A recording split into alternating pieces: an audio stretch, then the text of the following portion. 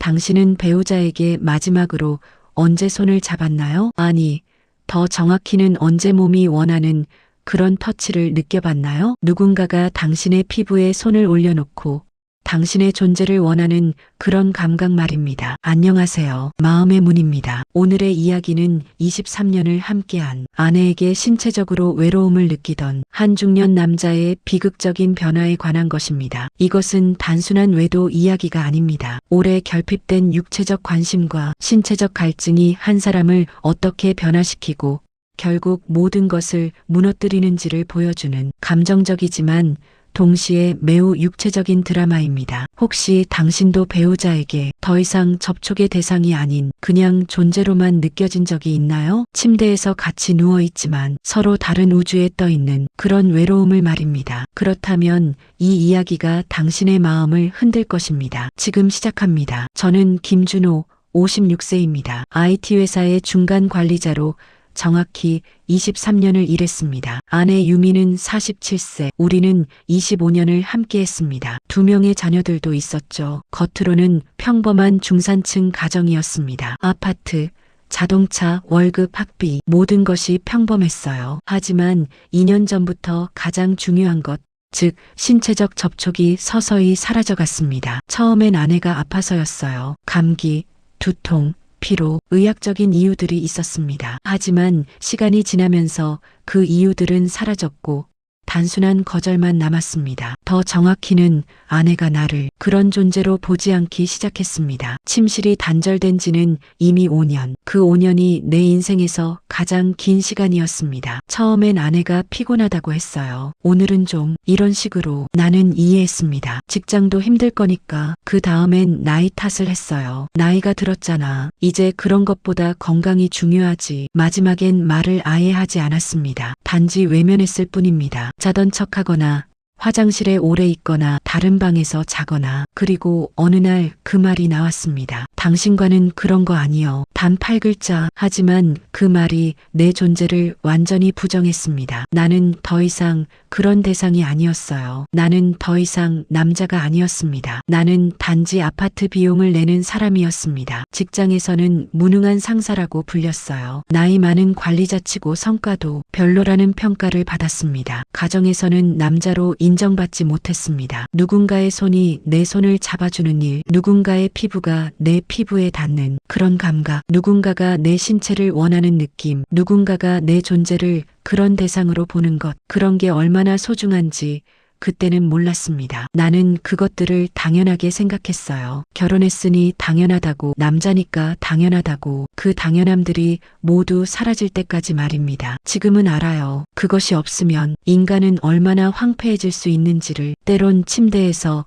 아내 옆에 누워 있어도 나는 가장 외로웠습니다. 손도 못 잡고 몸도 못 맞닿고 그저 같은 천위에서 서로 다른 꿈을 꾸며 누워 있었죠. 아내는 내 팔을 피했어요. 내가 안으려고 하면 몸을 돌렸어요. 내가 손을 잡으려고 하면 화장실에 간다고 나갔어요. 남자로서의 자존심이 무너졌습니다. 아버지로서도 남편으로서도 더 이상 인정받지 못했습니다. 내 몸이 원하는 것, 내 손이 원하는 것, 내 피부가 원하는 것, 내 마음이 원하는 것, 모두가 그 차가운 말 속에 갇혀 있었습니다. 당신과는 그런 거 아니요.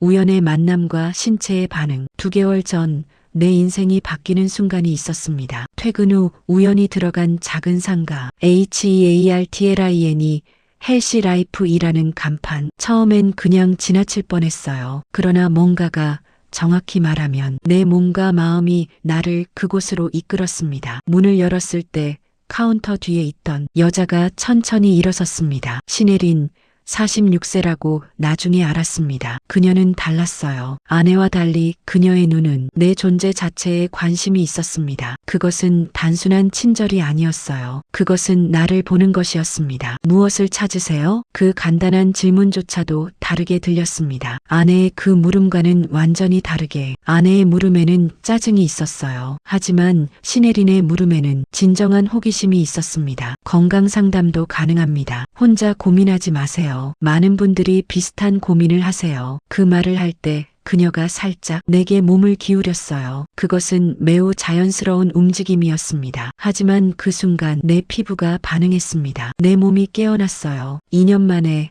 아니 16년 만에 처음으로 누군가의 가까움을 느껴봤습니다. 얼마나 오래 누군가의 가까움을 원하고 있었는지 그 순간에야 알았어요. 상담할 수 있을까요? 내 목소리가 떨렸습니다. 손도 떨렸어요. 신혜리는 미소 지었어요. 그것도 아내가 한 번도 내게 보여준 적 없는 따뜻한 미소였습니다. 그 미소가 내 존재를 긍정해주는 것 같았어요. 네, 물론입니다. 편하게 생각하세요. 여기선 모두 안전해요. 그 말을 할 때 신혜린이 내 팔에 손을 살짝 댔습니다. 그것은 프로페셔널한 터치였습니다. 하지만 내게는 16년 만의 감각이었어요. 전기가 흐르는 것 같았습니다. 내 피부가 깨어났습니다. 내 몸이 기억했습니다. 내가 접촉의 대상이 될 수 있다는 것을, 내가 누군가에게 필요할 수 있다는 것을. 신체적 깨어남의 시작. 2층 상담실은 생각보다 아늑했습니다. 조명은 부드러웠고 배경음악도 편안했어요. 공기까지도 다르게 느껴졌습니다. 마치 다른 세상으로 들어온 것 같았어요. 신혜린이 내 옆에 앉았습니다. 가깝지도 멀지도 않은 거리, 그것이 모든 차이를 만들었어요. 편하게 얘기하세요. 그 말과 함께 신혜린이 내 손을 잡았습니다. 아주 자연스럽게,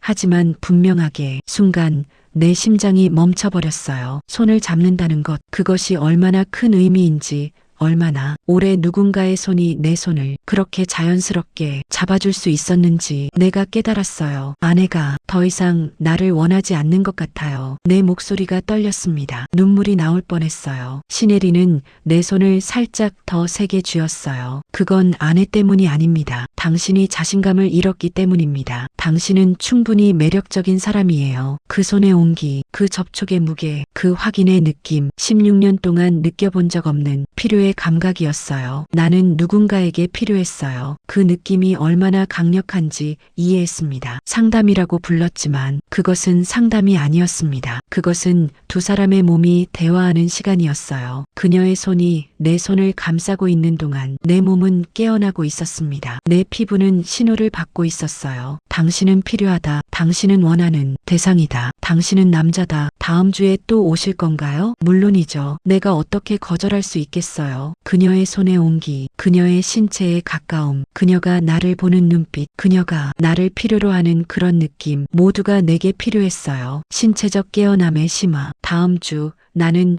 또 그곳으로 갔습니다. 핑계를 대고 직장 약속이 있다고 아내에게 말했어요. 아내는 더 이상 묻지 않았습니다. 신혜리는 내 옆에 앉았어요. 이번엔 더 가까웠어요. 팔이 닿을 정도로. 지난주는 어떠셨어요? 계속 생각났어요. 그렇게 말하자 신혜린이 내 무릎에 손을 올렸습니다. 그것은 매우 조심스러운 터치였어요. 하지만 분명하게 내 신체를 향한 접촉이었습니다. 저도요. 손님을 만날 때마다요. 손이 천천히 내 팔을 따라 올라왔습니다. 그녀의 손가락이 내 팔뚝을 부드럽게 쓸어내렸어요. 내 피부가 그 터치에 반응했습니다. 당신은 정말 괜찮은 사람입니다. 누군가는 당신을 이렇게 원하고 있어요. 그 손길이 내 어깨에 닿았습니다. 그리고 계속 올라와서 내 목덜미를 스쳤어요. 나는 그 순간 이해했어요. 아, 이것이 누군가에게 필요하다는 것의 의미구나. 이것이 내 신체가 얼마나 오래 갈증을 느껴왔는지를 보여주는 신호구나. 그 이후로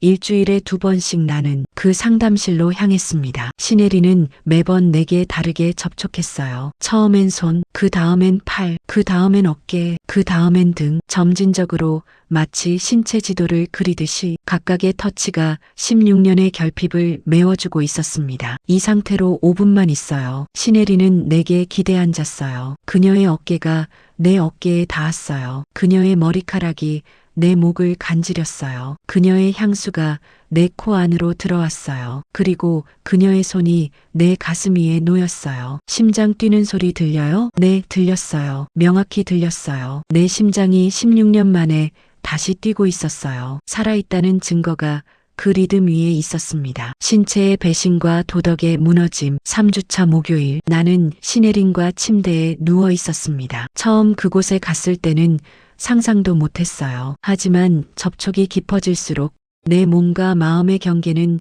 점점 흐려져 갔습니다. 선의가 있었어요. 처음엔 그녀의 손이 내 몸을 따라 내려올 때 나는 모든 것을 내려놨습니다. 16년의 책임감도, 아내에 대한 의리도, 남편으로서의 도덕도, 그녀의 피부가 내 피부에 닿을 때마다 나는 더 이상 내 자신이 아니었어요. 나는 그저 육체를 원하는 한 중년 남자일 뿐이었습니다. 그리고 그것이 가장 치욕스러우면서도 가장 자유로웠어요. 당신이 필요해요. 신혜린이 속삭였어요. 그 말이 내 모든 저항을 무너뜨렸습니다. 그 순간 내 휴대폰이 울렸습니다. 아내의 전화였어요. 떨리는 손으로 거절했습니다. 또 울렸습니다. 다시 거절했어요. 가야 해요. 나는 서둘러 옷을 입고 집으로 향했습니다. 신혜린의 손길이 내 몸에 남아 있었어요. 아내는 거실에서 손을 모으고 있었어요. 그 자세는 기도하는 자세였습니다. 늦었네. 그 눈빛을 잊을 수 없어요. 아내는 이미 알고 있었습니다. 내 옷에 밴 신혜린의 향수를 맡고, 내 입술에 붉은 자국을 보고,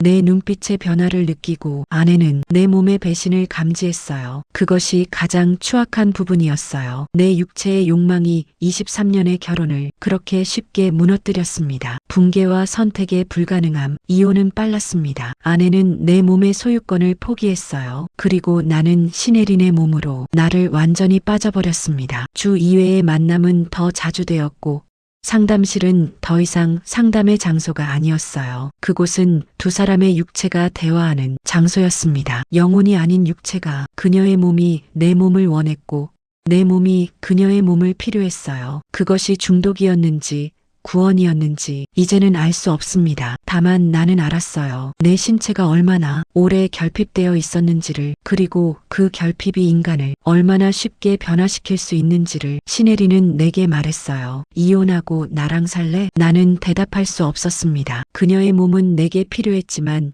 그녀의 삶과 미래는 달랐거든요. 그것이 가장 비극적인 부분이었어요. 내 몸과 마음이 서로 다른 것을 원했다는 것. 신체적 끝과 현실의 무게. 아내가 눈치챈 것은 3일 전이었어요. 밤에 이불을 걷어내며 나의 목 부분에 빨간 자국을 봤어요. 이거 뭐야? 대답할 수 없었습니다. 그날 밤 아내는 내 폰을 확인했어요. 신혜린과의 메시지와 사진들이 모두 있었어요. 이혼하자. 아내의 목소리는 더 이상 떨리지 않았어요. 그것은 포기의 목소리였습니다. 일주일이 지났어요. 나는 신혜린에게 전화했습니다. 이제 만날 수 없어. 짧은 대답이었습니다. 그 이후로 나는 신혜린을 더 이상 만나지 않았습니다. 왜냐하면 내가 원했던 게 신혜린이 아니었거든요. 내가 원했던 것은 필요받는 감각이었어요. 남겨진 육체와 성찰. 지금은 1년이 지났습니다. 나는 작은 원룸에서 혼자 살고 있어요. 자녀들은 아내 쪽에 있습니다. 가끔 거울을 봐요. 56세의 이 몸, 누군가에게 필요했던 이 몸, 이제 아무도 원하지 않습니다. 후회하냐고요? 네, 깊게 후회합니다. 하지만 그럼에도 불구하고,